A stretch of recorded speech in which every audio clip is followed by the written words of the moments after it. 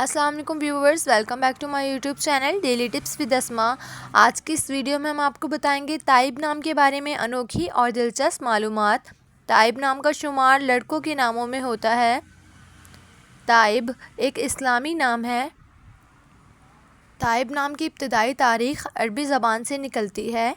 ताइब नाम के अफराद के लिए खुशकिस्मत नंबर 5 माना जाता है। माहिरीन के मुताबिक ताइब नाम के लड़के बहुत हुनरमंद होते हैं। ताइब नाम का मतलब है तौबा करने वाला। ताइब नाम के लड़कों के लिए खुशकिस्मत दिनों में बुध और जुम्मे का दिन शामिल है। ताइब नाम के अफराद के लिए मुआफिक रंगों में सब्ज़ और पीला रंग शामिल हैं। ताइब नाम के अफराद के लिए मुआफिक पत्थरों में फ़िरोज़ी पत्थर शामिल है। खुशकिस्मती वाली धातों में हिंसों के हिसाब से कांसी और तांबा शामिल हैं।